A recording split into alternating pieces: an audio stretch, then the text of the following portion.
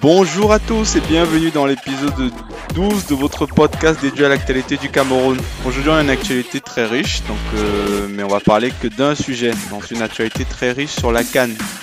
Parce qu'il s'est produit un événement, un séisme à l'échelle du Cameroun. Donc le Cameroun a été éliminé de sa propre CAN. Donc on va débattre de ça aujourd'hui.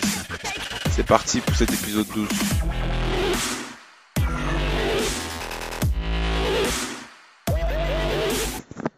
Donc les Lions indomptables du Cameroun se sont fait dompter par les pharaons d'Égypte. Donc les Lions ont perdu hier au tir au but contre les Égyptiens. Donc surtout en fait ils ont raté je crois trois tirs sur 4 dont les Égyptiens n'ont même pas eu besoin de tirer leur quatrième penalty en fait. Avant d'arriver vers la fin, on va commencer par le contenu du match en lui-même. Le match en lui-même, de ce que j'ai vu, moi, pareil, j'ai pas vu tout le match, mais j'ai vu quand même allez, les principales actions et surtout la fin de la deuxième mi-temps et les prolongations. Donc le match en lui-même, je trouvais que les Camerounais, ils ont bien joué, je trouve. Donc ils ont eu les meilleures occasions. Donc ils ont deux tirs qui vont sur la barre transversale.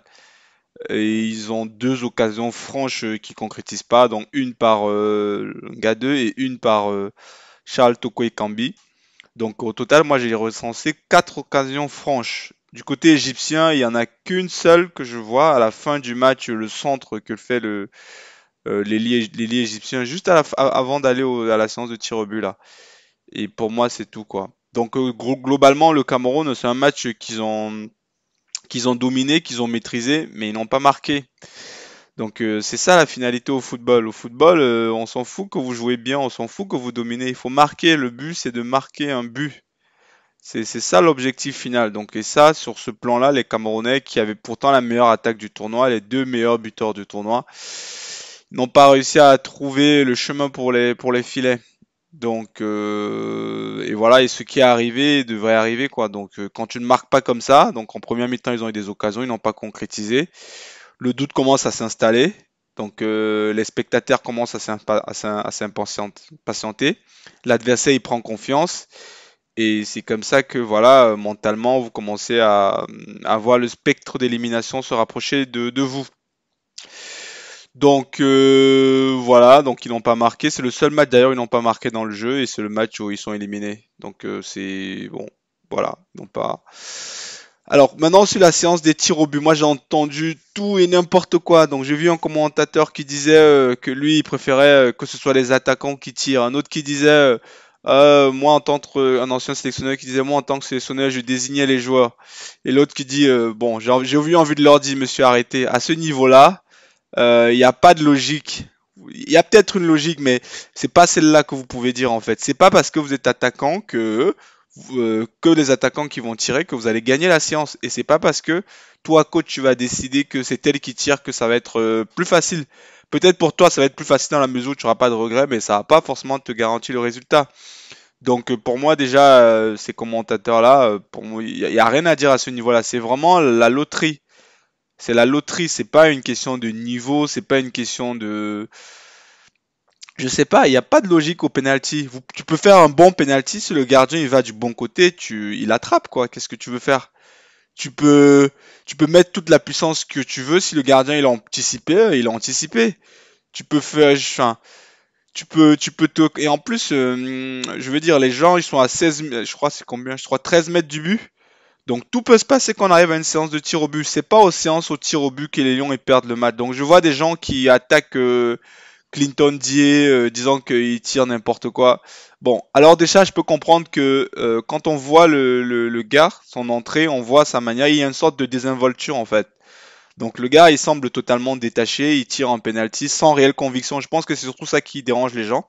Et il ne met pas trop de conviction et on ne le sent pas vraiment touché en fait. C'est ce détachement là que voilà que je pense que les fanatiques, ceux qui mettent leur cœur dans le foot et tout, je pense que c'est ça qu'ils ont eu du mal à apprécier. Mais pour moi, voilà, on peut pas en vouloir aux joueurs d'avoir perdu une séance de tir au but, ça peut arriver. Donc pour moi, voilà, il n'y a pas à blâmer spécialement Clinton Dier ou tous ceux qui ont raté leur penalty. Et d'ailleurs, ce n'est que NDA qu'on retient parce qu'il y en a deux autres qui ont raté, mais on n'en parle pas beaucoup d'eux. Donc voilà, voilà ce que je pense déjà sur cet aspect-là. Alors maintenant les réactions d'après-match. Donc j'ai vu Aboubacar qui défend ses coéquipiers, qui dit que en gros ils n'ont pas, les joueurs ont été égoïstes, en fait ils n'ont pas joué collectif. Mais je me suis dit en regardant les séquences que mais il parle de quoi Aboubacar? Je peux comprendre que tu sois frustré de ne pas avoir marqué, je peux comprendre que tu es frustré de ne pas avoir trouvé la faille, d'être éliminé, mais va pas dire ce genre de choses. J'ai pas trouvé que les Camerounais étaient plus égoïstes que ça. Tu es le capitaine de l'équipe, tu peux pas sortir une bombe comme ça. Euh, je veux dire, ça va diviser l'équipe, sachant qu'il y a des grosses échéances qui arrivent. Quand vous avez là encore, je crois, dans un mois, les qualifications pour la Coupe du Monde qui arrivent là, donc tu peux pas sortir ce genre de choses. Moi, je t'apprécie bien, Aboubacar, mais là, je pense que tu as fauté là. Bon, ça peut se comprendre aussi, hein, sur le coup, sur la déception et tout. Mais en vrai, Aboubacar, tu vas pas dire ce genre de choses là. Vous avez joué contre un adversaire qui était bien en place, un adversaire qui vous a pas laissé jouer, qui vous a pas donné d'occasion, qui était bien solide, bien efficace. Il n'y a pas forcément de mal à ça. Vous n'avez pas encaissé de but, vous n'avez pas perdu en soi. C'est un match nul. Vous avez perdu au tir au but et c'est tout. Donc tu n'as pas à aller sortir ce genre de déclarations incendiaires en fait qui vont juste pourrir le vestiaire. Et crois-moi que les médias, ils vont les ressortir, ils vont tourner en boucle parce que c'est ce que, entre guillemets, ce qu'on recherche. Donc, Aboubacar, t'aurais mieux fait de la fermer là. Donc, bon, tu as fini meilleur buteur, moi c'est un petit lot de consolation. Donc, mais je peux quand même tout de même comprendre. Donc, ça n'excuse pas, mais je peux comprendre. Mais voilà. Espérons que tes coéquipiers seront plus cléments que moi. Euh, il y a aussi Karl Koutou-Ektambi que j'ai trouvé, il a une réaction très noble et tout. Il a dit voilà, c'est un match, ça peut arriver. Et c'est vrai, hein, il faut se dire quand on arrive dans un match, il peut tout se passer. Tu peux gagner, tu peux perdre, voilà, tu peux faire match nul, tu peux perdre au tir au but, voilà. Donc les Lions, ils sont invaincus, mais il fallait marquer le but, ils n'ont pas marqué. Donc voilà mon sentiment et je vais terminer par les spectateurs. Par les spectateurs, moi, je vous avoue, j'ai regardé le match avec beaucoup de détachement. En fait, ça fait presque 10 ans que je regarde les matchs du Cameroun avec beaucoup de détachement.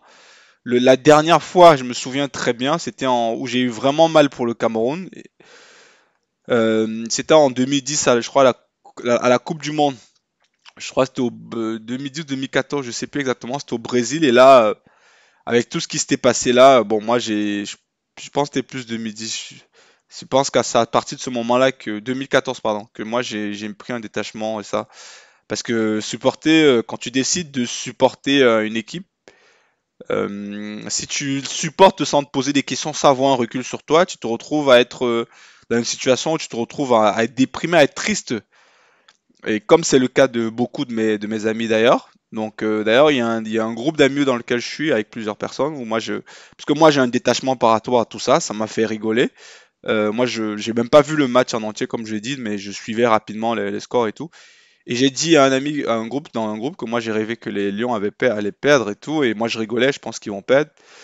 Et bon, je pense qu'il y en a qui ont mal pris. J'ai eu plein d'attaques que oh toi tu supportes pas le Cameroun, oh toi c'est pas normal, toi t'es plus camerounais, toi t'es oh mais les gens calmez-vous hein. Oh là là là là.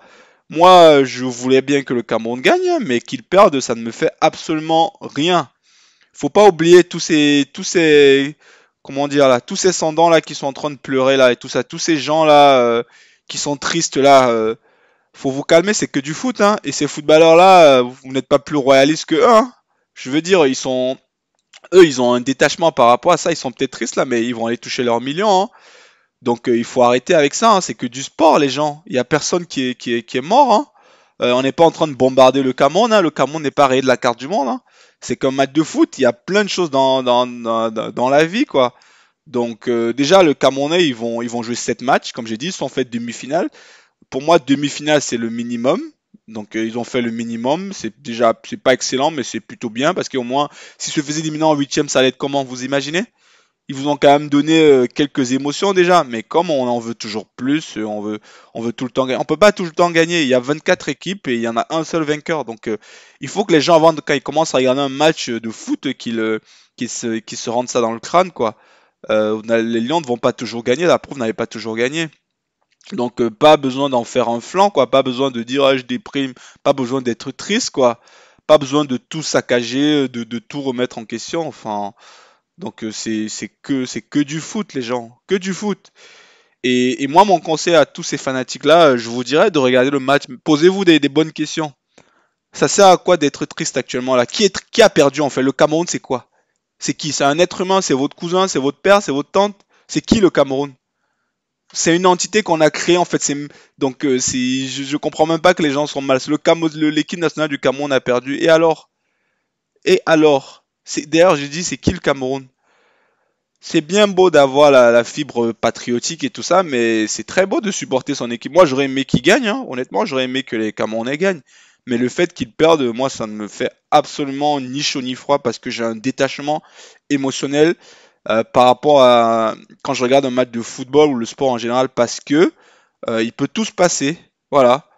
Il peut tout se passer et je pense que quand on a un certain âge, quand on est un adulte, un enfant de 15 ans qui pleure de 8 ans, oui là il peut comprendre, mais un adulte de 25 ans, de 30 balais, qui dit oh je suis triste, je déprime, ma vie est mal, le Cameroun a perdu, moi ça me fait doucement rigoler quoi. Donc les gens, calmez-vous, ressaisissez-vous, personne n'est mort, votre vie est belle, vous êtes en bonne santé, vous avez vos proches autour de vous, c'est ça le plus important. Il y en a d'autres là qui trêvent de faim, il y en a d'autres euh, qui sont sous les bombardements et tout ça. Là, il y a de quoi pleurer, là, il y a de quoi être déprimé. Mais venez pas me dire que vous êtes triste parce que ou que vous déprimez parce que le Cameroun a perdu un match de foot. Donc voilà. On va enchaîner pour la suite. Donc ça va se passer comment? Bon, moi je disais si le Cameroun avait terminé avant les huitièmes, ça allait être compliqué. Là, ils sont arrivés en demi-finale, donc ils vont jouer la troisième place. C'est vrai que c'est un match qui compte pour du beurre, donc ça va peut-être permettre aux remplaçants de se relancer un peu. Et surtout, il faut déjà penser au coup d'après. Il faut penser au match de l'Algérie qui va arriver pour les qualifications à la Coupe du Monde, ce qui est, à mon sens, je pense qu'à mon sens, aussi important que de remporter une Coupe d'Afrique que de participer à la Coupe du Monde. Il n'y en a que 5 équipes africaines qui peuvent participer à la Coupe du Monde. Donc, il faut se mobiliser tout de suite. J'ai vu Eto'o qui était très triste, je peux comprendre, hein. Lui, il a été derrière ces lions-là et tout, mais je pense que lui, c'est un grand champion. Il a connu beaucoup de défaites dans sa vie, donc je pense qu'il est déjà passé à autre chose. Il est déjà le moral au haut, quoi. Donc, c'est triste pour le Cameroun. Donc, il y a une génération qui a connu la défaite, je crois, en 75, je sais plus exactement. Donc il y a une nouvelle génération qui va connaître la défaite en 2022 et ça jusqu'à la prochaine organisation de la CAN au Cameroun. Donc c'est tout pour ce podcast dédié à l'actualité du Cameroun. Donc aujourd'hui on a parlé que des Lions et on l'a fait en one shot. Donc on va s'arrêter là pour aujourd'hui. Je vous remercie pour votre fidélité et portez-vous bien et rendez-vous dans un prochain numéro. À bientôt.